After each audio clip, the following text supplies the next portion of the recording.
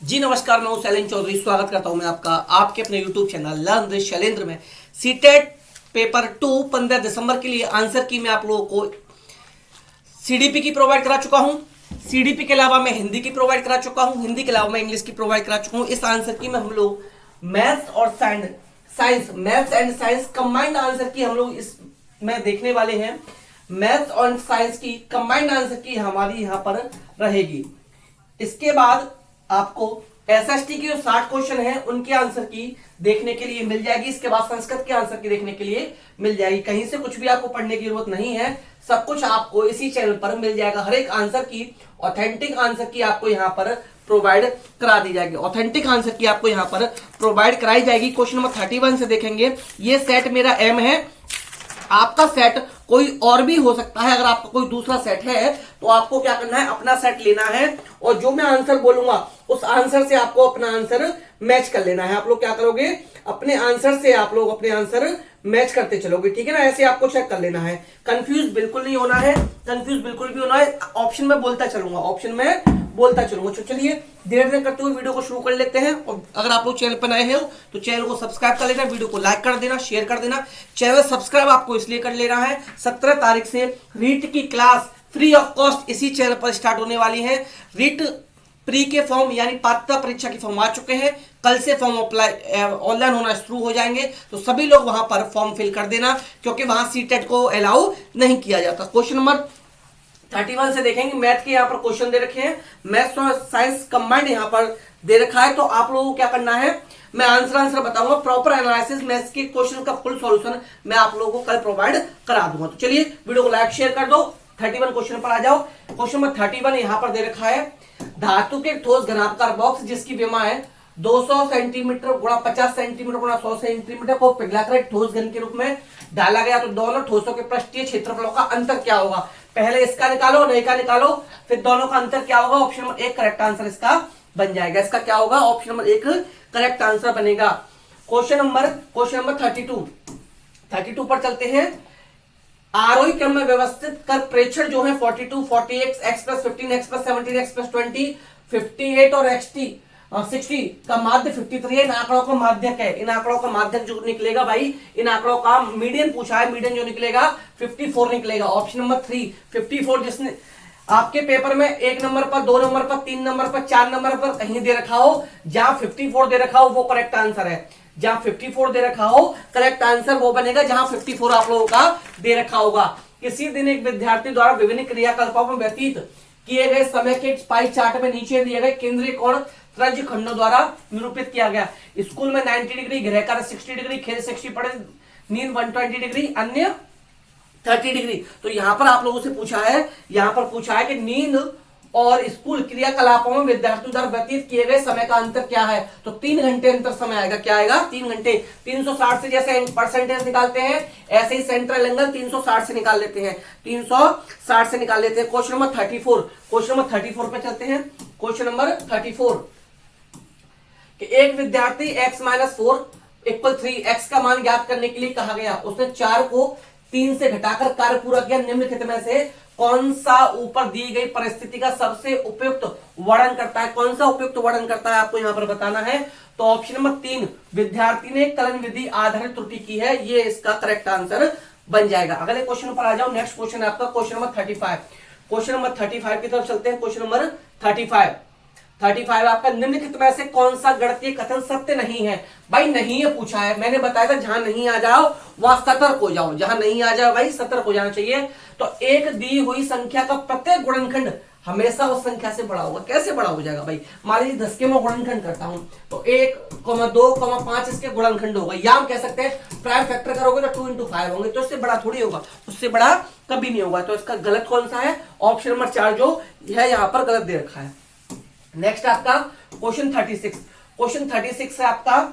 निम्नलिखित में से कौन सा 8वीं कक्षा के विद्यार्थियों को प्रायोगिक प्रायिकता से परिचित कराने के लिए सबसे उपयुक्त तरीका कौन सा होगा। तो ऑप्शन नंबर 4 जो है कई परिणाम आधारित घटनाओं जैसे सिक्का उछालना, ताश निकालना आदि का उदाहरण देना, ये यहां पर इसका करेक्ट आंसर आप लोगों के लिए बन जाएगा। अगला क्वेश्चन है भाई क्वेश्चन नंबर 37 आ गया। क्वेश्चन नंबर 37 पर हम लोग आ चुके हैं।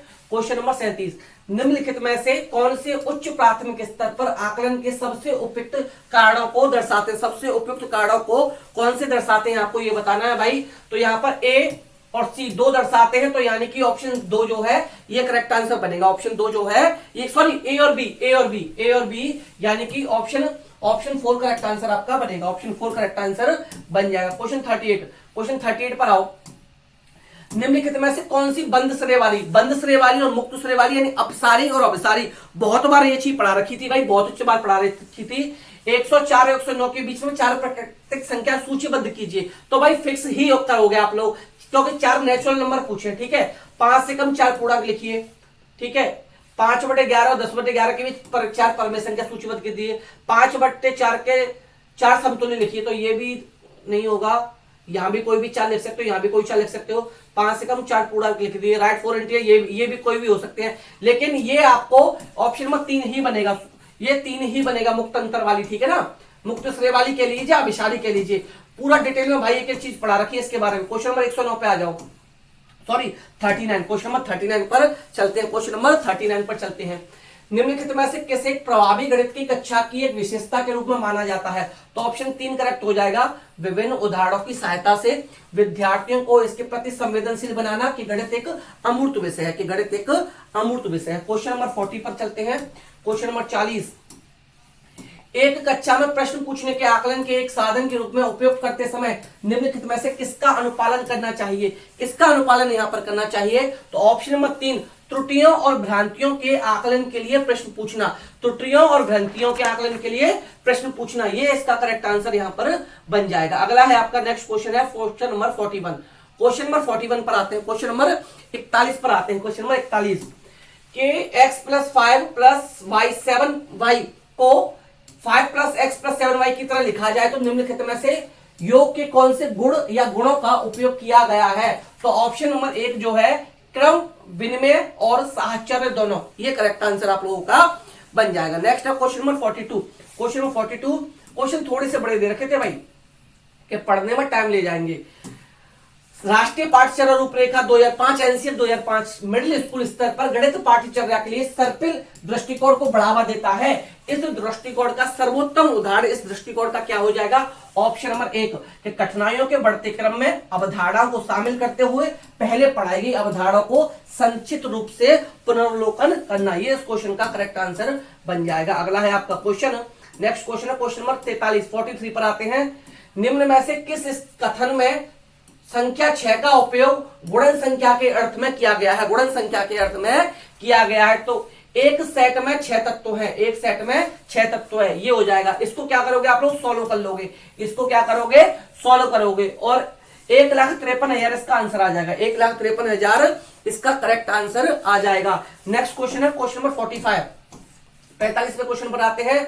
दो संख्याओं का एलसीएम ये है, निम्न कौन सी संख्या इन संख्याओं का एचसीएफ नहीं हो सकती? एचसीएफ कौन सी संख्या नहीं हो सकती? 196, 28, 42 और 56। तो 42 इसका एचसीएफ नहीं हो सकती, ठीक है। अगले क्वेश्चन पर आओ भाई। नेक्स्ट क्वेश्चन है आपका क्वेश्चन नंबर 46। क्वेश्चन नंबर 46, वह न्यूनतम धनात्मक पूर्णांक क्या है जो गुणनफल 264 × 90 × 1680 का एक गुणनखंड नहीं है? कौन सा गुणनखंड नहीं है आपको इनमें से बताना है, कौन सा नहीं है? तो 13 इनका गुणनखंड नहीं बनेगा। ऑप्शन नंबर 3 करेक्ट आंसर आप लोगों का बन जाएगा। ऑप्शन 3 यहां पर करेक्ट आंसर बनेगा। अगला है क्वेश्चन नंबर 47 है कि ए और बी को अंकों को निरूपित करते हैं A B A multiply by 5। तो निम्न में से कौन सा सत्य है? निम्न में से कौन सा सत्य है? तो ए की वैल्यू 8 आएगी और बी की वैल्यू 9 आएगी। मल्टीप्लाई करके देख लो, यहाँ 0 आ रहा है तो जाहिर सी बात है 9 यहाँ आ नहीं सकता। कॉमन सेंस वाली बात थी, ये कॉमन सेंस वाली बात थी, ठीक है ना।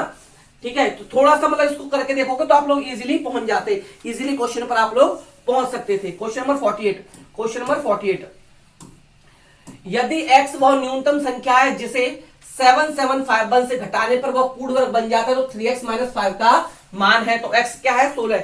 न्यूनतम संख्या 16 है। न्यूनतम संख्या क्या है? 16। जब इसको घटाओगे तो पूर्ण वर्ग बन जाएगा, ठीक है। नेक्स्ट आ जाओ नेक्स्ट क्वेश्चन पर। क्वेश्चन नंबर 49 पर आ जाओ। व्यंजक दे रखा है, एक व्यंजक यहां पर दे रखा है 5x minus 3y, 6x plus 5y minus 3x plus 7y, 4x minus 5y में xy का गुणांक क्या है? तो xy का जो गुणांक बनेगा -6 बनेगा। xy का जो गुणांक जो बनेगा -6 बनेगा। तो 49 का ऑप्शन 2 करेक्ट आंसर आप लोगों का बन जाएगा। क्वेश्चन नंबर 50 की तरफ चलते हैं। क्वेश्चन नंबर 50 पर आते हैं। क्वेश्चन नंबर 50 पर आ जाओ भाई। क्वेश्चन 50 है आप लोगों का कि 81x² minus 12 126xy plus 49y² minus 5x minus 3y के गुणनखंडों में से एक गुणनखंड है। इनमें से एक गुणनखंड कौन सा होगा? 7x minus 6y, 7x minus 2y, 7x minus 2y जहां भी आपके ऑप्शन में हो उसको आप लोग टिक कर लेना। विजिबिलिटी ठीक है भाई। अगला क्वेश्चन नंबर 51 पर आ जाओ। क्वेश्चन नंबर 51 पर आ चुके हैं। यदि 7x माइनस 1/4 माइनस 1/7 ये क्वेश्चन जो गिवन है, इसका करेक्ट आंसर क्या बनेगा? इसका जो करेक्ट आंसर निकल कर आएगा 3/2 आएगा। जब इसको सॉल्व करोगे तो 3/2 आएगा, यानी कि ऑप्शन 3 करेक्ट आंसर बन जाएगा। ऑप्शन 3 जो है ये करेक्ट आंसर बनेगा। क्वेश्चन नंबर 52, क्वेश्चन 52, यदि एक व्यक्ति ने दो वस्तुओं के ए और बी में से प्रत्येक को ₹348 पर बेचा, ए पर उसे 20% का लाभ तथा वस्तु बी पर, भाई पीछे कट रहा है थोड़ा सा, पूरे लेन देन में कितना रुपए में हुआ लाभ? कितने हुआ? 6। तो यानी कि ऑप्शन बी करेक्ट आंसर है। इसका ऑप्शन बी जो है करेक्ट आंसर आपका इस क्वेश्चन के लिए बन जाएगा। नेक्स्ट क्वेश्चन है आपका क्वेश्चन नंबर 53। क्वेश्चन नंबर 53 है कि ₹16,000 की एक धनराशि 2/1/3 वर्ष में 15% वार्षिक ब्याज की दर से ₹x हो जाती है, जबकि ब्याज वार्षिक संयोजित है। तो x का मान क्या है? तो x का मान 22,218 आएगा। 22,218 यहां पर निकल कर आएगा। ठीक है। नेक्स्ट, दो पूरक कॉम्प्लीमेंट एंगल, सप्लीमेंट एंगल पूछे हैं। कॉम्प्लीमेंट्री एंगल जो होते हैं उनका सम 90 डिग्री होता है। 5th क्लास का सवाल है। सप्लीमेंट्री एंगल का सम यहां पर आपका होता है 180 डिग्री। तो कॉम्प्लीमेंट्री एंगल से तो कर सकते थे 65 डिग्री आप लोगों का आंसर आएगा। 65 डिग्री आप लोगों का आंसर आएगा। क्वेश्चन नंबर 55, क्वेश्चन नंबर 55 पर चलते हैं। क्वेश्चन नंबर 55 पर चलते हैं कि निम्न आकृतियों में से किनमें सममित रेखाओं की संख्या बराबर नहीं है, यानी सिमेट्री लाइन किनमें से बराबर नहीं होंगी? एक काइट में और आपके आइसोसेलेस ट्रायंगल में। काइट, पतंग, काइट, समलंब इसमें बराबर नहीं होंगी। ठीक है भाई, ये करेक्ट आंसर हो जाएगा। नेक्स्ट है क्वेश्चन नंबर 56। क्वेश्चन नंबर 56 में किसी त्रिभुज की भुजा क्यूआर पर ऐसे एक बिंदु इस प्रकार स्थित है कि क्यूएस पीएस परपेंडिकुलर क्यूआर तथा पीएस एंगल क्यूपीआर एक समद्विभाजक है। निम्न में से कौन सा कथन सत्य है? निम्न में से कौन सा कथन सत्य हो जाएगा? तो ट्राइंगल पीक्यूएस कॉन्ग्रुएंट हो जाएगा ट्राइंगल पीआरएस के। किसके द्वारा? एंगल साइड एंगल के द्वारा। भाई ये जरूर लगाना पड़ेगा, ये जरूर लगाना पड़ेगा किसके द्वारा होगा, इसलिए ये बताना यहाँ पर कंपलसरी है कि किसके द्वारा होगा, वरना आंसर आप लोगों का गलत कर दिया जाएगा। वरना आंसर क्या कर दिया जाएगा? गलत कर दिया जाएगा। भाई वीडियो अगर पसंद आ रही हो तो वीडियो को प्लीज लाइक कर दो, शेयर कर दो, और जो लोग चैनल पर नए हैं भाई आप लोग चैनल को सब्सक्राइब कर लो, क्योंकि परसों से यानी कि 17 तारीख से हम लोग क्लास स्टार्ट करने जा रहे हैं सीटेट रीट के लिए। रीट के लिए हमारी परसों से क्लास स्टार्ट आपकी होने वाली है। तो भाई सभी लोग चैनल को सब्सक्राइब जरूर कर लो, ठीक है ना। क्लासेस लगातार आपको चैनल पर मिलती रहेंगी। क्वेश्चन नंबर 57 पर आ जाओ। क्वेश्चन नंबर 57, निम्न में से कौन सी त्रिभुज की तीसरी भुजा की लंबाई हो सकती है जिसकी दो भुजाओं की लंबाई 19 सेंटीमीटर और 15 सेंटीमीटर है? तो 19 और 15 इनके योग से छोटी, 19 और 15 34, 34 से छोटी कौन सी है? 33 हो जाएगी भाई। 34 से छोटी कौन सी है? 33, यही हो जाएगी। ठीक है। अगला क्वेश्चन 58, और भाई इससे पहले आंसर की डाल चुका हूं मैं सीडीपी की, हिंदी की और इंग्लिश की। ये मैथ साइंस की है, एसएसटी वालों की इसके बाद आएगी। और जिनकी लैंग्वेज सेकंड आपकी संस्कृत है, संस्कृत की भी आपको जल्द देखने मिल जाएगी, जल्द ही देखने के लिए मिल जाएगी। किसी चतुर्भुज एबीसीडी के कोण ए बी सी डी क्रमशः ये और ये है, तब यह चतुर्भुज है, पैरेललोग्राम है, यानी कि समांतर चतुर्भुज है। यानी कि क्या है? समांतर चतुर्भुज है। ये क्या है? एक समांतर चतुर्भुज है। क्वेश्चन नंबर 59, क्वेश्चन नंबर 59 की तरफ चलते हैं। क्वेश्चन नंबर 59 कि भुजाएं 24 सेंटीमीटर, 45 सेंटीमीटर, 51 सेंटीमीटर वाले एक त्रिभुज का क्षेत्रफल 45 सेंटीमीटर वाली लंबाई वाले एक आयत के क्षेत्रफल के बराबर है। तो उस आयत का परिमाप क्या है? उस आयत का परिमाप क्या है? भाई इजीली निकाल पाओगे, इजीली आप लोग यहां से निकाल पाओगे। तो 114 निकल कर आएगा 16 तारीख को, यानी कल इसका प्रॉपर भाई सॉल्यूशन प्रोवाइड करा दूंगा, एक एक क्वेश्चन को प्रॉपर सॉल्व कराऊंगा विदाउट टाइम वेस्ट की। अगर यहां प्रोवाइड कराने लगा तो भाई आंसर की आपको टाइम पर नहीं मिल पाएगी और हमारा टाइम वेस्ट यहां पर हो जाएगा, हमारा टाइम वेस्ट यहां पर हो जाएगा। क्वेश्चन नंबर 60, क्वेश्चन नंबर 60 आपका कि 16 सेंटीमीटर व्यास वाली एक वृत्ताकार शीट से 6 सेंटीमीटर त्रिज्या का एक वृत्त काट लिया जाता है, तब शेष शीट का क्षेत्रफल सेंटीमीटर स्क्वायर में है, पाई बराबर 22/7, तो 88 इसका करेक्ट आंसर आ जाएगा। 88 जो है इस क्वेश्चन के लिए यहां पर करेक्ट आंसर आप लोगों का बन जाएगा। क्वेश्चन नंबर 89, दो क्वेश्चन और बाकी हैं, इसके बाद फिर साइंस आ जाएगी। 61, 62, अच्छा सॉरी, हाँ क्वेश्चन नंबर 61, क्वेश्चन नंबर 61। अब आपकी साइंस शुरू हो गई है। क्या शुरू हो गया भाई? यहां से आपकी साइंस शुरू हो चुकी है। यहां से क्या शुरू हो चुका है? आपकी साइंस शुरू हो चुकी है। साइंस पर आ जाओ भाई। साइंस भाई अच्छी रही है, अच्छी खासी देखने के लिए मिली है। बार बार बोला था एनसीईआरटी पढ़ लो, एनसीईआरटी पढ़ लो, एनसीईआरटी पढ़ लो। जिसने मेरी एनसीईआरटी पढ़ी है भाई उसे प्रॉब्लम नहीं आई होगी, जिसने एनसीईआरटी पढ़ी है उसको प्रॉब्लम भाई नहीं आई होगी, ठीक है ना। एनसीईआरटी इसने पढ़ी है उसे प्रॉब्लम नहीं आई होगी। वीडियो को भाई लाइक शेयर करते चलो, और जो लोग चैनल पे नए हैं या जिन्होंने भैया अभी तक चैनल को सब्सक्राइब नहीं किया, चैनल को सब्सक्राइब जरूर कर लो। आपको निम्नलिखित कथनों को पढ़िए, निम्नलिखित कथनों को आपको पढ़ना है, निम्न कथनों को पढ़ के आपको करेक्ट आंसर यहां से बताना, ठीक है। कथन और तर्क है, विज्ञान को आमूल परिवर्तनों का अनुभव करना पड़ता है, नए साक्ष्य के प्रकाश में विद्यमान वैज्ञानिक सिद्धांतों के नियमों को रद्द कर फेंका जा सकता है। तो ए और आर दोनों सही है, यानी कि ऑप्शन 2 आपका करेक्ट बन जाएगा, यानी कि ऑप्शन 2 जो है ये करेक्ट बन जाएगा, सही तर्क भी है। क्वेश्चन नंबर 62 पर आओ। क्वेश्चन नंबर 62, सृजनात्मकता को विकसित करने के लिए एक शिक्षक द्वारा निम्नलिखित में से किन पर बल दिया जाना चाहिए? किन पर बल दिया जाना चाहिए ये आपसे यहां पर पूछा गया है। तो यहां पर पूछताछ प्रश्न पर बल दिया जाना चाहिए, विद्यार्थियों कार्यों के मूल्यांकन के समय सही अथवा गलत उत्तरों को उजागर, नहीं ये गलत हो गया, सी सही होगा, ए और सी यानी कि ऑप्शन 4 सही, यानी कि जो है ऑप्शन 4 आप लोगों का सही हो जाएगा। क्वेश्चन 63, क्वेश्चन 63 पर चलते हैं। क्वेश्चन नंबर 63, क्वेश्चन नंबर 63 पर आते हैं भाई। क्वेश्चन नंबर 63 पर आते हैं कि विज्ञान कक्षा के दौरान शिक्षिका अपने विद्यार्थियों के साथ साझा करती है कि विद्युत बल्ब के आविष्कार का श्रेय सामान्यतः थॉमस अल्वा एडिसन को दिया जाता है। उसने पहले भी कई अन्य ने इस काम किया, परंतु असफल। शिक्षिका का उपयुक्त विज्ञान के क्या सूचित करना है, क्या सूचित करना है आप लोगों से पूछा गया है। तो इसका करेक्ट आंसर बनेगा भाई विज्ञान परिवर्तनशीलता और वैज्ञानिक सामूहिक उद्यम। तो बी और सी करेक्ट आंसर बनेगा ऑप्शन नंबर 2। जो लोग चैनल पर नए हैं प्लीज चैनल को सब्सक्राइब करते चलिएगा, वीडियो को लाइक कर देना, शेयर कर देना। 17 तारीख से सीटेट की रीट की क्लासेस आपको चैनल पर लगातार मिलती रहेंगी, लगातार आपको क्लासेस यहां से मिलती रहेंगी। क्वेश्चन नंबर आपका है 64, क्वेश्चन नंबर 64 की तरफ चलते हैं। क्वेश्चन नंबर 64 की तरफ चलते हैं, ठीक है भाई। 64 की तरफ चलते हैं।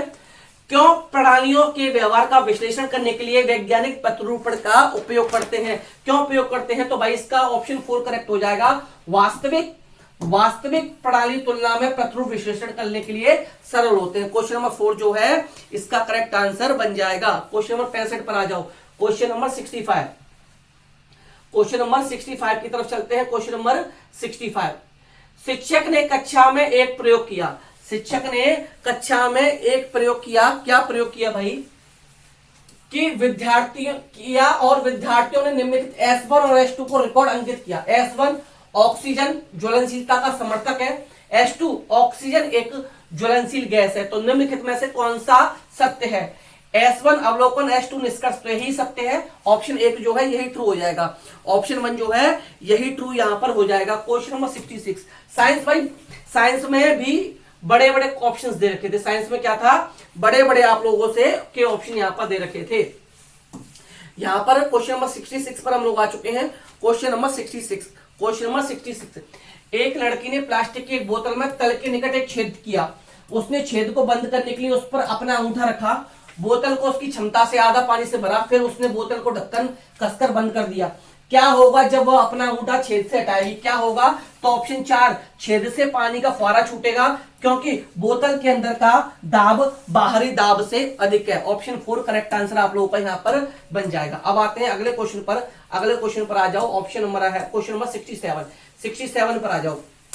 क्वेश्चन नंबर 67, क्वेश्चन नंबर 67, रिक्त स्थानों की पूर्ति करनी है। क्या करनी है? रिक्त स्थानों की पूर्ति करनी है। बेकेलाइट एक डैश ए है, तो बेकेलाइट डैश एक ए है और बी के निर्माण में प्रयुक्त होता है। वहीं दूसरी ओर पीवीसी एक सी है जो डी के निर्माण में प्रयुक्त होता है, जो डी के निर्माण में प्रयुक्त होता है। तो बेकेलाइट एक थर्मोसेटिंग है, बी प्लास्टिक के निर्माण में प्रयुक्त होता है, वहीं दूसरी पीवीसी एक थर्मोप्लास्टिक है जो पात्र के निर्माण में प्रयुक्त होता है। तो ऑप्शन 2 जो है इस तरीके से इस क्वेश्चन के लिए करेक्ट आंसर बन जाएगा।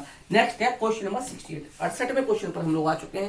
वीडियो प्लीज लाइक कर देना, शेयर कर देना, कमेंट करके बताना भाई आंसर आप लोगों को कैसे लग रहे हैं। कमेंट में बताना आंसर कैसे लग रहे हैं और फाइनली बताना कितने आंसर आपके सही जा चुके हैं, कितने आंसर आपके सही जा चुके हैं। पदार्थ एक ऑक्साइड जल से अभिक्रिया कर एक अन्य पदार्थ वायु उत्पन्न करता है, वायु ऑक्सीजन से अभिक्रिया कर जड़ बनाता है, यह परीक्षण किया गया कि वाई नीला लिटमस को लाल कर देता है। एक्स वाई जेड के विषय में निम्नलिखित में से क्या निष्कर्ष निकाला जा सकता है। तो ऑप्शन 1 जो है कि एक्स एक अधातु है, वाई की प्रकृति में अम्लीय है और जेड अम्लीय है, ये इसका करेक्ट आंसर बन जाएगा। ये इसका क्या बन जाएगा, करेक्ट आंसर बन जाएगा। क्वेश्चन नंबर 69, क्वेश्चन नंबर 69 की तरफ चलते हैं। क्वेश्चन नंबर 69 69वें क्वेश्चन की तरफ चलते हैं। क्वेश्चन नंबर 69, ठीक है। निम्नलिखित में से क्या होने की संभावना है जब सोडियम ब्रोमाइड के विलयन में क्लोरीन गैस को प्रवाहित किया जाए। क्या होने की संभावना है भाई, क्या होने की संभावना। ऑप्शन 2 विस्थापन अभिक्रिया से सोडियम क्लोराइड का बनना, विस्थापन अभिक्रिया से सोडियम क्लोराइड का बनना, ये इस क्वेश्चन के लिए यहां पर करेक्ट आंसर आप लोगों का बन जाएगा। ये करेक्ट आंसर आप लोगों का यहां पर बन जाएगा। अगले क्वेश्चन पर चलते हैं। अगला क्वेश्चन है आपका क्वेश्चन नंबर, नेक्स्ट क्वेश्चन है आपका क्वेश्चन नंबर, चलिए क्वेश्चन नंबर आपका आ गया 70वें नंबर के क्वेश्चन पर आ चुके हैं। 21 क्वेश्चन और बाकी हैं, 21 क्वेश्चन और बाकी है। इसके बाद हम लोग तुरंत एसएसटी करेंगे, उसके बाद संस्कृत करेंगे, फिर पेपर 1 की आंसर की देखेंगे, उसके बाद पेपर 1 की हम लोग आंसर की फिर देखने वाले हैं कि निम्नलिखित में से कौन सा कथन मोमबत्ती की ज्वाला के क्षेत्रों के विषय में सत्य नहीं है। जो सत्य नहीं है आपको वो बताना है। तो ज्वाला के मध्य क्षेत्र का तापमान और ज्योतिहीन भाग का तापमान एक समान है, ये एक समान नहीं होगा, इसलिए यही सत्य नहीं है, यही हमारा आंसर यहां पर हो जाएगा। क्वेश्चन 71 पे चलते हैं। एक थर्मस फ्लास्क की अंदरूनी और बाहरी परतों के बीच निम्नलिखित में से कौन सा माध्यम उपस्थित होता है और क्यों, कौन सा माध्यम उपस्थित होता है और क्यों उपस्थित होता है, ये आपको बताना है। तो ये जो माध्यम होता है वो निर्वात होता है। क्या होता है, निर्वात होता है, क्योंकि यह चालन और संवहन के कारण होने वाली ऊष्मा की हानि को रोकता है। ये इसका करेक्ट आंसर यहां पर बन जाएगा। अगले पर आते हैं, नेक्स्ट है 72 क्वेश्चन पर आते हैं। क्वेश्चन नंबर 72, बूझो तांबे और कॉपर की परिशुद्ध करने के लिए एक परिपथ बनाना चाहती है। निम्नलिखित में से उसे किस इलेक्ट्रोड विलयन को चुनना होगा, किसको चुनना होगा, आपको यहां पर पूछा है किसको चुनना होगा। तो ऑप्शन 2 जो है ये करेक्ट आंसर इस क्वेश्चन के लिए बन जाएगा भाई। एनोड अशुद्ध तांबा, कॉपर कैथोड शुद्ध तांबा, कॉपर विलयन जल, ये इसका करेक्ट आंसर बनेगा। नेक्स्ट क्वेश्चन पर चलते हैं। अगला क्वेश्चन है हमारा, अगला क्वेश्चन जो होने वाला है, नेक्स्ट क्वेश्चन है हमारा 73 क्वेश्चन पर आते हैं। क्वेश्चन नंबर 73 पर हम लोग आ चुके हैं। 73 पर आ चुके हैं कि प्रकाश की किरण विभिन्न प्रकाशित घनत्व के दो माध्यमों एक्स और वाई में प्रवेश करती है। नीचे दी गई तालिका के संदर्भ में एबीसी तथा डी की पहचान कीजिए। ये माध्यम है एक्स वाई, ये प्रकाश की चालकता में परिवर्तन, यहाँ वृद्धि है, ये सी है। प्रकाश की परिवर्तन एडी हो गया, प्रकाश की तरंग है परिवर्तन। तो यहाँ आपको बताना है ए क्या है, बी क्या है, सी क्या है, डी क्या है, ठीक है। तो ए कोई परिवर्तन नहीं है, बी वृद्धि होती है, सी घटती है, डी कोई परिवर्तन नहीं है। ये आपका करेक्ट आंसर बन जाएगा। ये क्या बनेगा, आपका करेक्ट आंसर बन जाएगा। अगले क्वेश्चन पर आओ, क्वेश्चन नंबर 74। क्वेश्चन नंबर 74 पर आ जाओ, क्वेश्चन नंबर 74 पर आ जाओ, ठीक है। रिक्त स्थानों की पूर्ति कीजिए। रिक्त स्थानों की आपको पूर्ति करनी है भाई। ज्यादातर क्वेश्चन सब ऐसे पूछे जा रहे हैं, लेवल बहुत बढ़ा दिया सीटेट ने, है ना। तो भाई आप लोगों को पढ़ाई करनी पड़ेगी। जिन लोगों का पास हो गया उनको भाई बहुत बहुत बधाई कि आप लोगों का पेपर पास हो चुका है। बट आपको अब सिलेक्शन पाने के लिए और भी ज्यादा जी तोड़ मेहनत करनी है। जी तोड़ मेहनत अब आप लोगों को करनी है, ठीक है ना। जी तोड़ मेहनत आप लोगों को करनी है।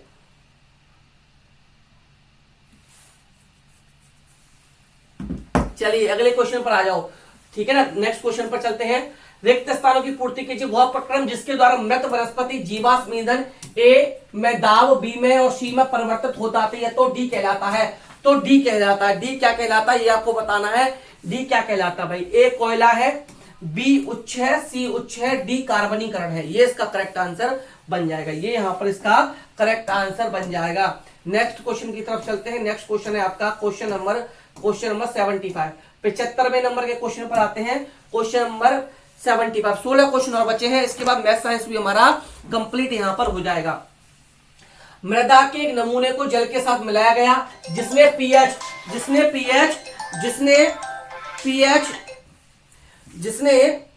क्या किया, जिसने पीएच पत्र को पीला नारंगी कर दिया। निम्नलिखित में से कौन सा अब पीएच पत्र का नीला रंग कर देगा? कौन सा नीला रंग कर देगा ये आपको यहां पर बताना है। कौन सा नीला रंग कर देगा ये आपको बताना है। तो milk of magnesia option number 2 जो है ये इस क्वेश्चन के लिए करेक्ट आंसर आप लोगों का बन जाएगा। अगले क्वेश्चन की तरफ चलते हैं। नेक्स्ट क्वेश्चन है 76, क्वेश्चन नंबर 76।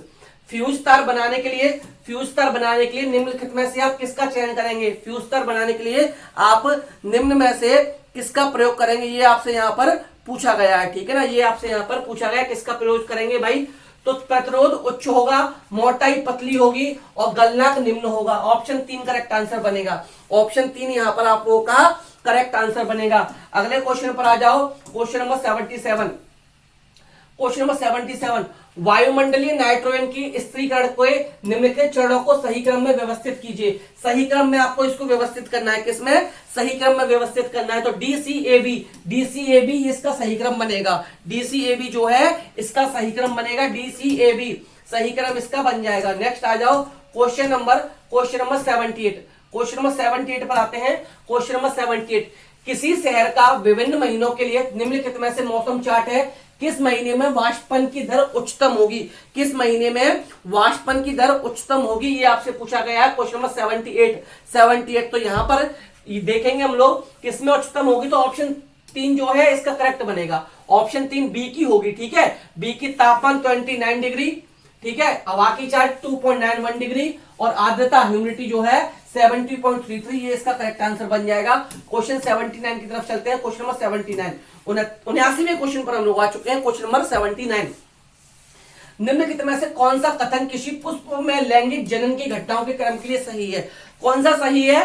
तो यहां पर ऑप्शन डी सही हो जाएगा। ऑप्शन 4 जो है ये सही हो जाएगा कि परागकण और भ्रूण के विकास के पश्चात नवोद्भिद बनते हैं। ऑप्शन 4 करेक्ट आंसर आप लोगों का बन जाएगा। अब आते हैं क्वेश्चन नंबर 80 पर।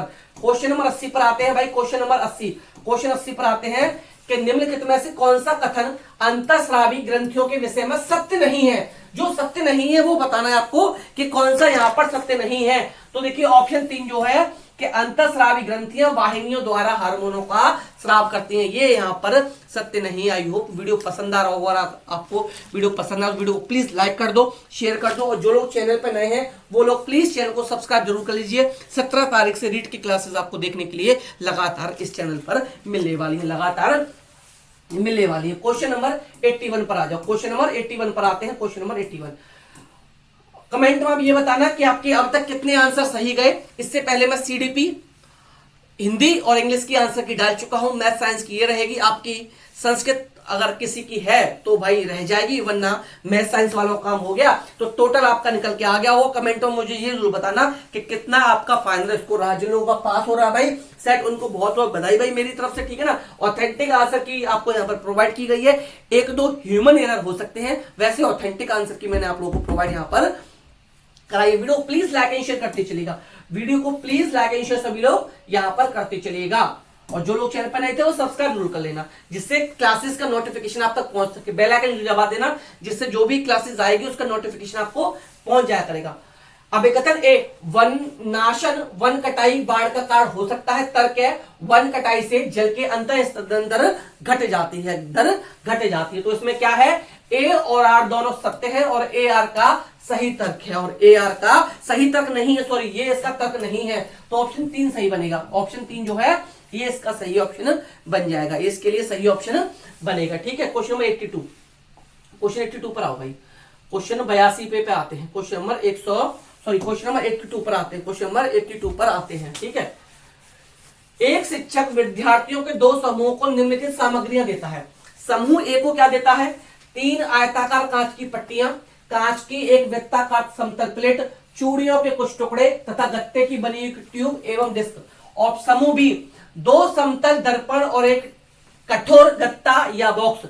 तो उपयुक्त सामग्री पदार्थों के समुच्चय के उपयोग समूह ए और बी द्वारा निम्नलिखित में से कौन सा उपकरण बनाए जा सकते हैं, कौन सा उपकरण बनाए जा सकते हैं, ये है भाई।